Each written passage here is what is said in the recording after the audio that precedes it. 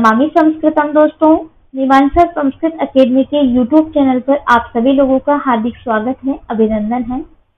दोस्तों, आज से हम महाकवि कालिदास विरचित रघुवंश नामक महाकाव्य का अध्ययन प्रारंभ कर रहे हैं। तो यदि आप मीमांसा के यूट्यूब चैनल पर नए हैं तो चैनल को सब्सक्राइब अवश्य कर लीजिए, ताकि आपको आने वाली कक्षाओं का अपडेट मिलता रहे। क्योंकि मीमांसा के इस चैनल पर हम अब जो भी संस्कृत की परीक्षाएं होती हैं, ठीक है, UGC net, DSSB, TGT, PGT इत्यादि जितने भी परीक्षाएं होती है, इनकी कक्षाएं प्रारंभ करेंगे और ग्रंथ जो है संस्कृत के, उनकी व्याख्याएं भी आती रहेगी। तो चलिए बिना किसी विलंब के हम आगे प्रारंभ करते हैं रघुवंश महाकाव्य को। तो दोस्तों, हम रघुवंश महाकाव्य को प्रारंभ करने से पूर्व रघुवंश इस शब्द का तात्पर्य जानेंगे कि इसका अर्थ क्या है। देखिए, जब हम कोई भी ग्रंथ का अध्ययन करते हैं या कोई भी काव्य पढ़ रहे हैं, तो उस काव्य का विषय क्या है, यानी कि उस टॉपिक का क्या तात्पर्य है, ये हमें अवश्य ज्ञात होना चाहिए। ठीक है, इसीलिए सर्वप्रथम हम ये जानेंगे कि रघुवंश का तात्पर्य क्या है। स्वयं कवि कालिदास जी ने रघुवंश के प्रथम सर्ग के 9वें श्लोक में कहा है कि रघुनाम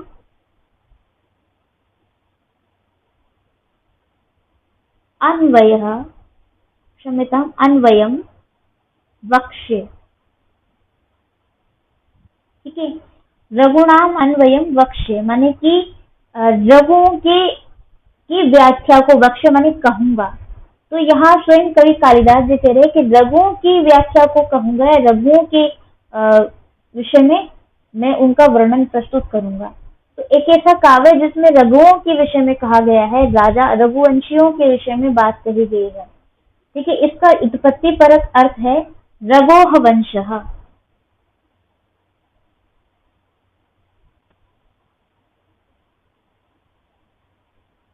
रघुवंशः का तात्पर्य है रघु का वंश। और इस तरीके से भी हम कह सकते हैं जैसे रघुनाम वंशः। ठीक है, माने रघुवंशियों का वंश।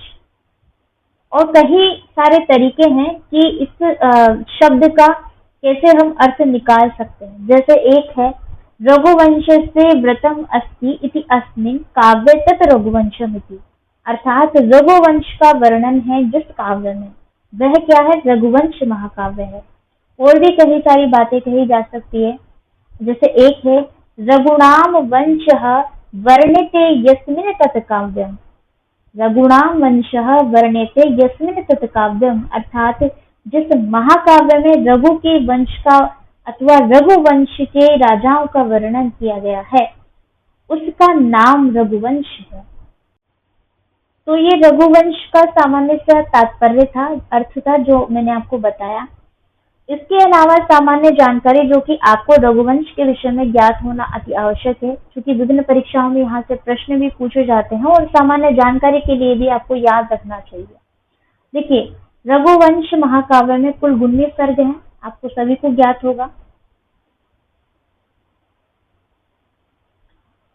और इसमें कुल जो है 1569 श्लोक है। ठीक है, अब मैं ये श्लोक क्यों बता रही हूँ, क्योंकि आजकल यूजीसी नेट वगैरह में या अन्य जो भी परीक्षाएं होती है, उनमें श्लोक संख्याएं भी पूछ लेते हैं। और जैसे मान लीजिए प्रथम सर्ग लगा है, तो प्रथम सर्ग की श्लोक संख्या भी पूछ लेंगे कि कितनी है। देखिए, प्रथम सर्ग में तो कुल 95 श्लोक है, और हम प्रत्येक श्लोक का शब्दशः अर्थ समझेंगे इस प्रथम सर्ग के अंतर्गत, यानी कि अंत तक इसका अध्ययन करेंगे प्रथम सर्ग का। ठीक है, तो ये इसमें 95 श्लोक है कुल प्रथम सर्ग में, और पूरे काव्य की हम बात करें तो 1569 श्लोक है, 1569। ठीक है, इस प्रथम सर्ग का नाम है, क्या नाम है, इसका नाम है वशिष्ठाश्रमः अधिगम्यः। ठीक है, यहाँ मैं लिख देती हूँ, जगह तो नहीं है।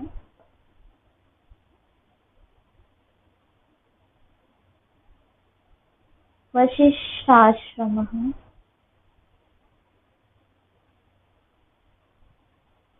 अधिगम्य।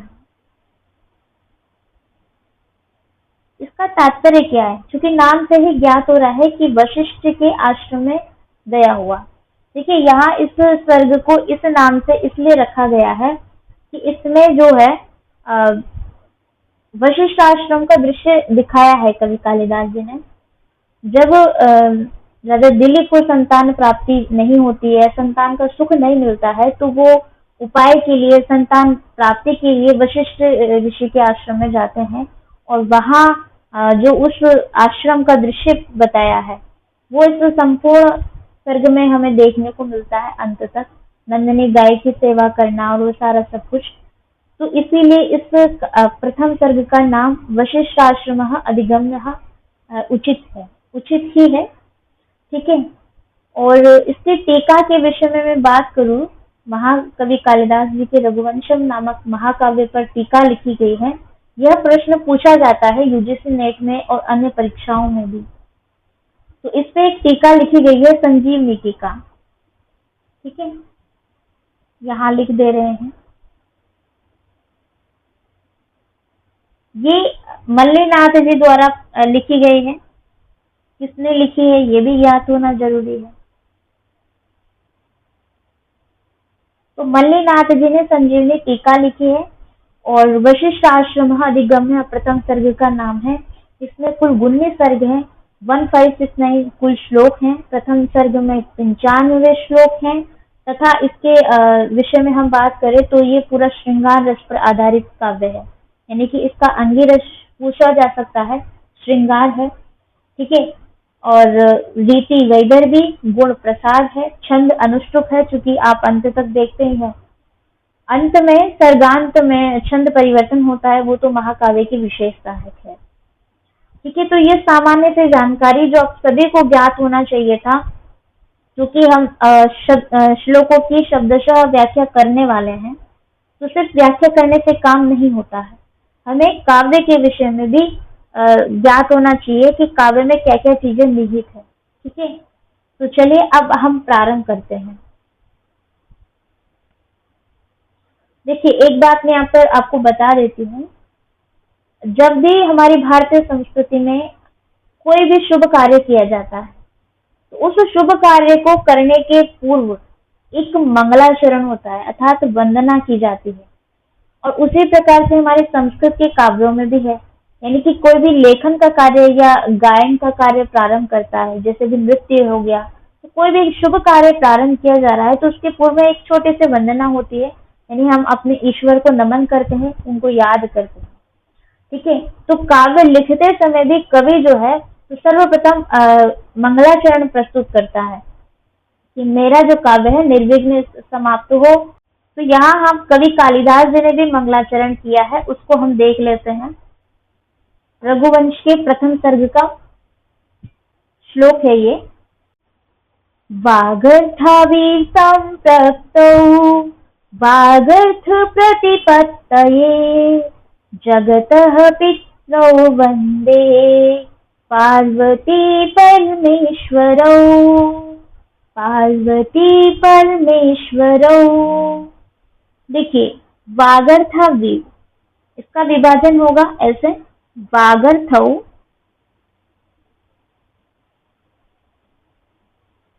धन ईव। ठीक है, तो इसमें मूलतः केवल समास विद्यमान है। केवल समास में ये उदाहरण आपको देखने को मिलता है वागर्थावीर का। ठीक है, इसके अलावा इसमें द्वंद्व समास भी है, क्योंकि वागश्च अर्थश्च वागर्थश्च वागर्थौ। ठीक है, वागश्च अर्थश्च वागर्थौ संपृक्तौ जुड़े हुए हैं। ठीक है, जैसे वाग माने वाणी, अर्थ, वाणी और अर्थ। ठीक है, तो वाणी का तात्पर्य क्या है? शब्द से है। शब्द और अर्थ संप्रक्तौ माने जुड़े हुए हैं, एक दूसरे से जुड़े हुए हैं। ठीक है, और यहाँ पर कह रहे हैं कि पितरौ, पितरौ में भी द्वंद्व समास है। माता च पिता च माने पितरौ, एक शेष द्वंद्व समास है यहाँ पर। ठीक है, एक शेष द्वंद्व समास है। वागस्य अर्थस्य, इसमें भी आपका जो है द्वंद्व समास विद्यमान है। पितरो, पिता च माता च, यानी पितरो एक शेष द्वंद्व समास है। और पार्वती परमेश्वरो, माने परमः च असौ ईश्वरः परमेश्वरः, कर्मधारय समास निहित है। ठीक है। और द्वंद्व समास भी विद्यमान है, क्योंकि पार्वती च परमेश्वरश्च, ऐसा भी हम कह सकते हैं। ठीक है। तो ये सामान्य सी व्याकरणात्मक टिप्पणी आपको लिखनी होती है, जैसे कि यूपीएससी की परीक्षा में आप लिख रहे हैं, व्याख्या कर रहे हैं, तो वहां पर भी आवश्यक है व्याकरणात्मक टिप्पणी लिखना। और जो कि यूजीसी नेट की परीक्षा और अन्य जो भी परीक्षाएं होती हैं, उनमें से शब्द दे करके आपसे विभाजन करके पूछ सकते हैं कि संधि कौन सी है, समास कौन सा है। ठीक है। आपके ही ग्रंथों में से श्लोक दे करके या पंक्ति देकर पूछ लेते हैं। तो ये आपको सामान्य जानकारी है श्लोक के विषय में। अब देखिए, वागर्थाविव माने शब्द, वाग माने वाणी, और वाणी का तात्पर्य यहाँ शब्द से लिया गया। तो शब्द और अर्थ के समान संप्रक्तौ, सर्वदा मिले हुए हैं। ठीक है, जुड़े हुए हैं। इव माने समान, जुड़े हुए हैं। क्या जुड़े हुए हैं? जगतः, जगत के, जगत के, संसार के, जगत माने संसार के, पितरौ अर्थात माता और पिता, पार्वती परमेश्वरों, पार्वती और शिव को, वागर्थ प्रतिपत्तये, वागर्थ प्रतिपत्तये, वाग और अर्थ माने शब्द और अर्थ के सम्यक ज्ञान के लिए, अहम वंदे, मैं वंदना करता हूँ, अर्थात प्रणाम करता हूँ, नमन करता हूँ। तो कवि कालिदास जी जो है यहाँ जगत के माता पिता पार्वती और परमेश्वर अर्थात शिव की वंदना कर रहे हैं, अर्थात इसमें नमस्कारात्मक मंगलाचरण किया गया है। ठीक है।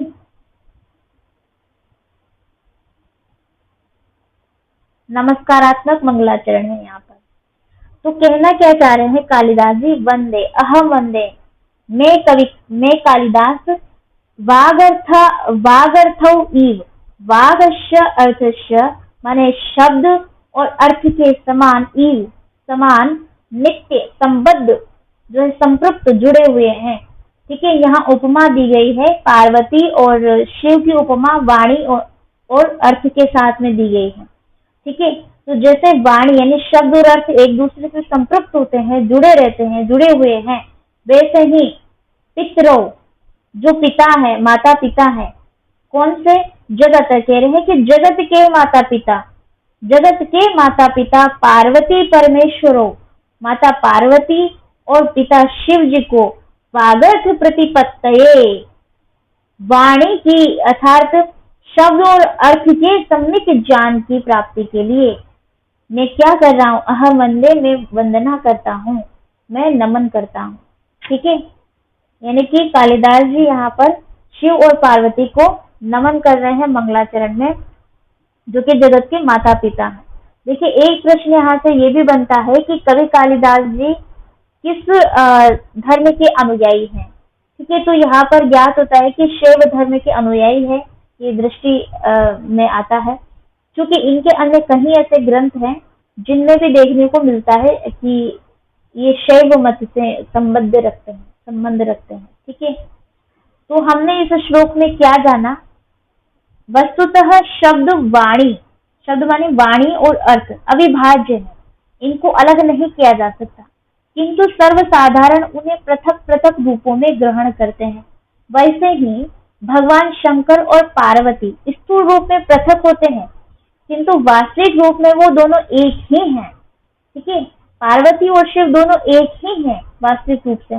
तभी तो गोस्वामी तुलसीदास जी ने भी लिखा है, विराट जल वीक्षी सम कहियत भिन्न न भिन्न, गिरा अर्थ जल वीक्षी सम कहियत भिन्न न भिन्न। तो यह है कि भाई जो जगत के माता पिता है पार्वती और परमेश्वर शिव, उनको मैं नमन करता हूँ ग्रंथ के प्रारंभ में, कि मेरा जो है ये ग्रंथ निर्विघ्न समाप्त हो, चूंकि एक बहुत बड़ा कार्य वो करने जा रहे हैं, रघुवंशियों का वर्णन करने जा रहे हैं। ठीक है। क्व सूर्य प्रभवो वंशः क्व च अल्प विषयामतिः तितिर्षु दुस्तरं मोहात् उडुपेणास्मि सागरम्। देखिए, क्व शब्द का अर्थ है कहा। ठीक है, कहा सूर्य प्रभवो, सूर्य से उत्पन्न, सूर्य से उत्पन्न, वंशः अर्थात कुल, सूर्य से उत्पन्न कुल। और आगे कह रहे हैं क्व, कहा च अल्प विषया मति, इसका विभाजन करिए अल्प विषया। ठीक है, च धन अल्प विषया, कौन सी संधि है इसमें बताइए। देखिए, जब अ और अ मिलकर के आ यानी दीर्घ अ हो जाता है तो वहां दीर्घ संधि होती है। जैसे यहाँ अ, च में अनिहित है, तदुपरांत अ है, तो आपका अ और अ मिलकर के दीर्घ संधि यहाँ पर प्राप्त हो रहा है, अर्थात चाल्प विषया मति। ठीक है, मति है माने बुद्धि। ठीक है, आगे कह रहे हैं तितिर्षु दुस्तरम मोहात्, तितिर्षु दुस्तरम, तितिर्षु माने तैरने की इच्छा रखने वाला, और दुस्तरम, दुस्तरम माने कठिन, जो दुष्कर हो ऐसा। ठीक है, तैरने की इच्छा रखने वाला, कठिन, सागरम सागर को, मोहात उड़ुपेन अस्मि, इसका विभाजन करेंगे ऐसे होगा मोहात धन उड़ुपेन धन अस्मि। ठीक है, ये इसका विभाजन है। तो यहाँ देखिए दोस्तों, मोहात उड़ुपेन अस्मि,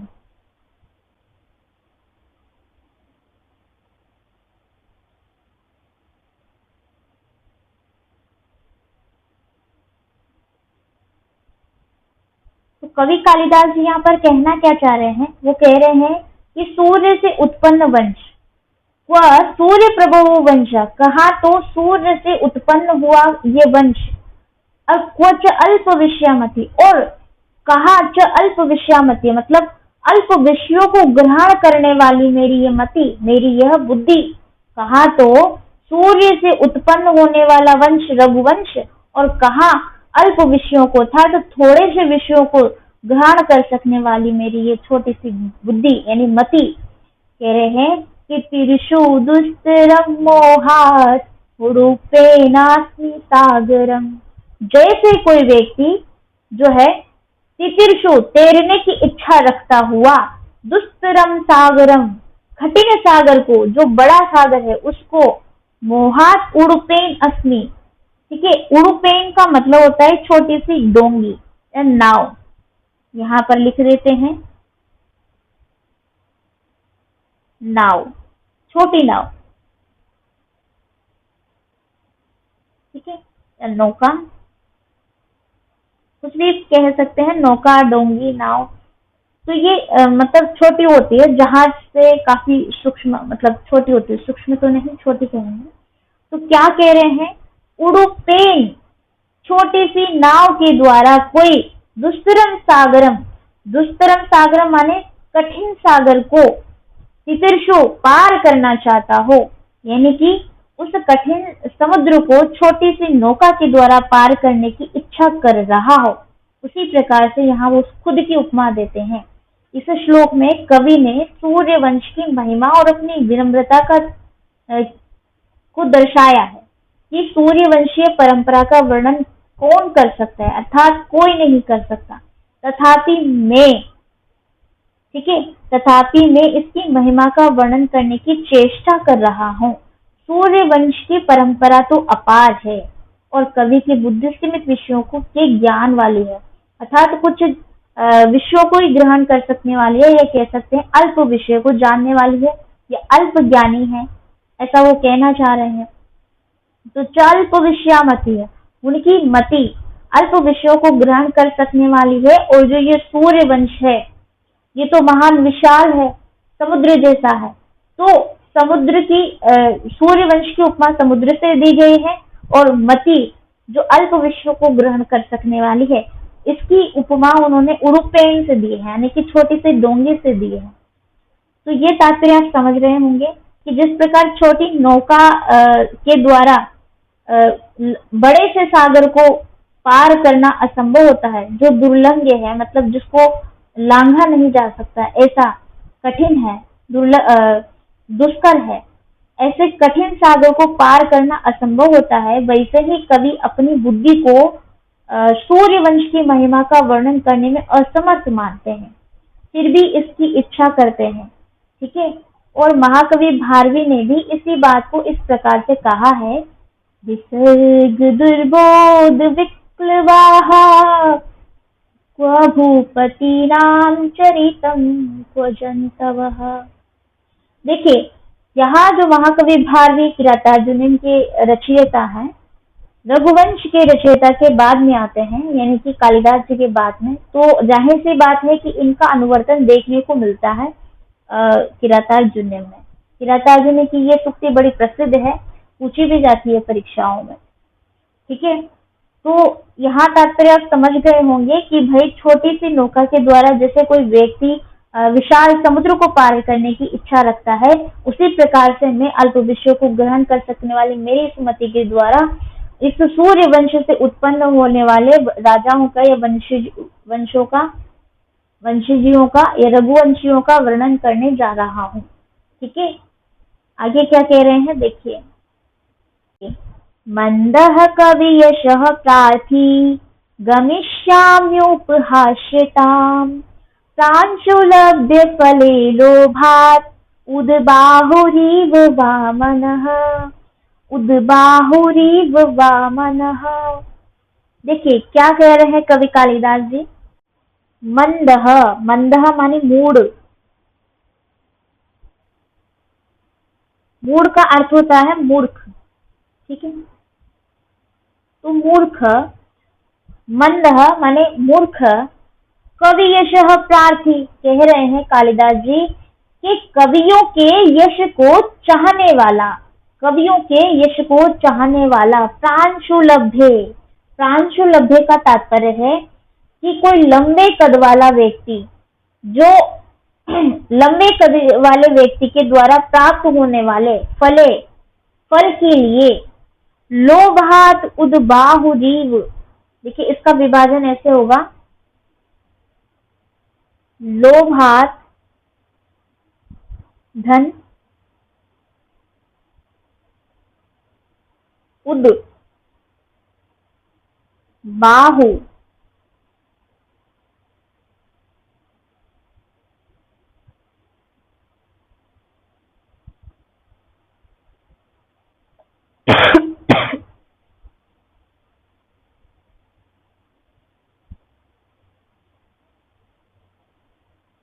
लोभात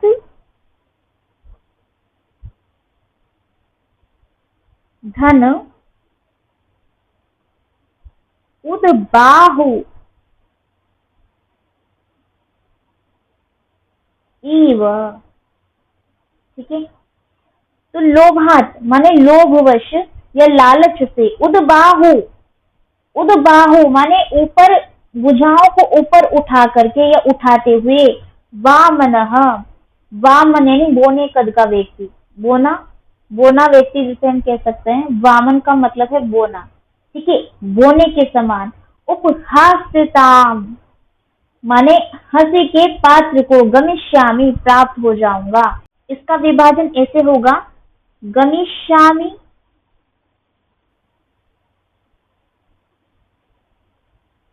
धन उपहास्यताम।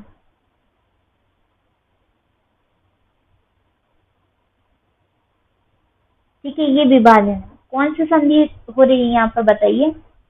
देखिए इको यंठ से यण संधि प्राप्त हो रही है, इको यंठ से यण संधि प्राप्त हो रही है। क्या कहती है यण संधि कि इक के स्थान पर यण आदेश हो जाता है अच परे होने पर। तो म में जो ई है, इसके परे क्या है, ऊ है, माने अच है। तो यहाँ ई के स्थान पर क्या हो जाएगा, य हो जाएगा। यण प्रत्याहार का प्रथम वर्ण ई य हो जाएगा ना। तो क्या बनेगा अपना, गमिष्याम्य उपहास्यताम। य में जब ऊ मिलेगा तो यू हो जाएगा। ठीक है, गमिष्याम्य उपहास्यताम। क्या कह रहे हैं कि हंसी के पात्र को गमिष्यामि प्राप्त करूंगा। देखिए कवि जो है कालिदास जी बता रहे हैं अपने विषय में कि मूर्ख होते हुए भी, मंदह मैं जो हूँ मूर्ख होते हुए भी या मूढ़ होते हुए भी, कवि यशः प्रार्थी, कवि के यश को प्राप्त करना चाहता हूँ या प्राप्त करने की इच्छा वाला, कवि के यश को चाहने वाला। तांशुलब्धे, जैसे कोई व्यक्ति लंबा व्यक्ति होता है तो उस लंबे पुरुष से प्राप्त होने योग्य फले, फल के लिए, लोभात माने लालचवश या लालचिया लोभ से, उद्बाहुरीव ऊपर भुजाएं करके या उठा करके, वामनः बोने पुरुष के समान कैसे हो जाऊंगा, उपहास्यता, उपहास्यता माने उपहास का पात्र हो जाऊंगा, गमिष्यामि प्राप्त हो जाऊंगा। ठीक है, तात्पर्य ये है। देखिए एक सामान्य जानकारी मैं आपको देना चाहूंगी।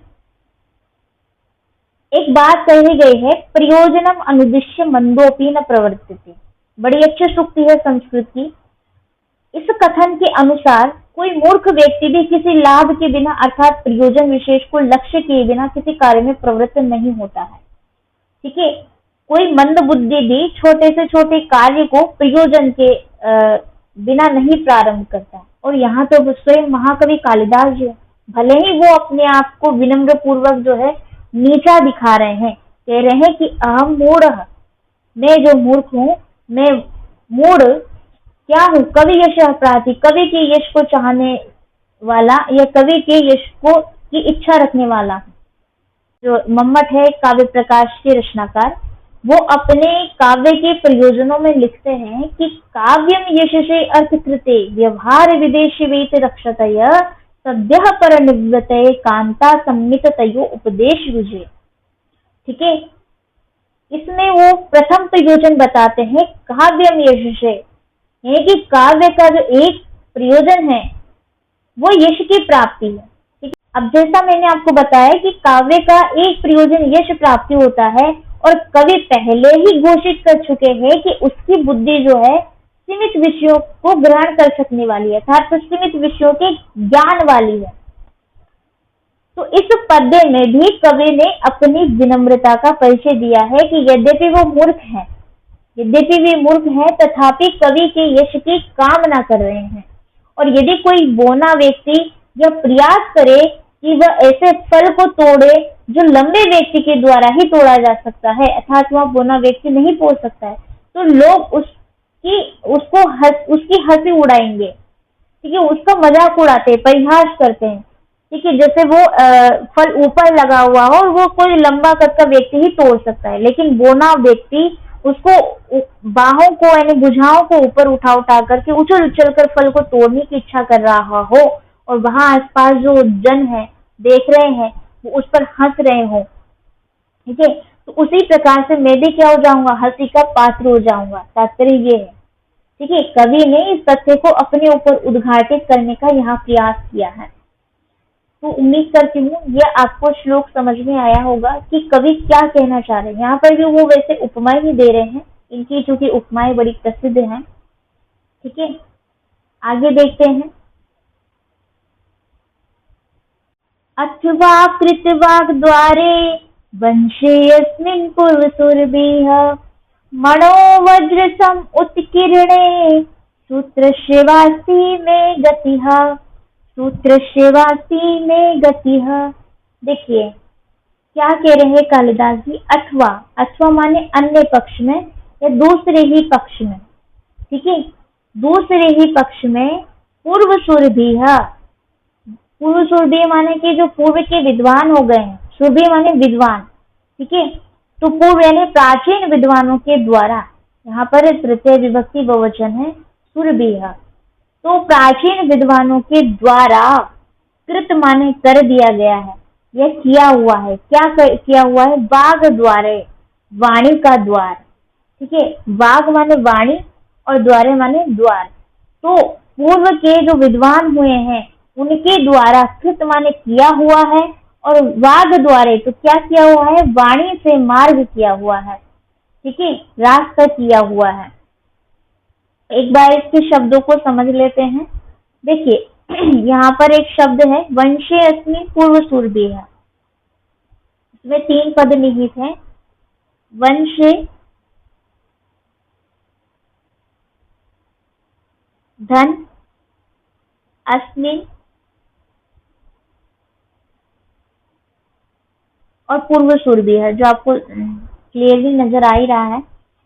तो पूर्व सूरबी माने पूर्वे ते सूरयः, पूर्व सूरयः कर्मधारय समास इसमें विद्यमान है, ठीक है। और वंशे अस्मिन, इस वंश में, वंशे अस्मिन माने इस वंश में, और कह रहे हैं सूत्रस्य वासी में गति है, इसका भी विभाजन होगा सूत्रस्य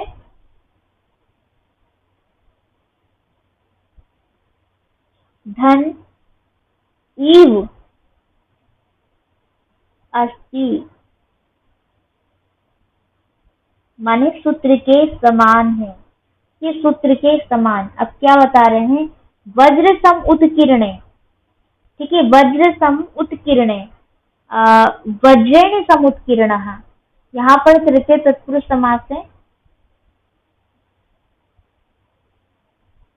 तो यहाँ शब्दों का क्या अर्थ है, देखिए कह रहे हैं अथवा माने दूसरे ही पक्ष में, पूर्व सूरबीह प्राचीन विद्वानों के द्वारा, कृत वाग द्वारे यानी कि प्राचीन विद्वानों के द्वारा पूर्व में ही क्या किया गया हो, वाणी का मार्ग खोल दिया गया हो, ठीक है, ऐसा वाणी का मार्ग बना दिया गया हो, ऐसा।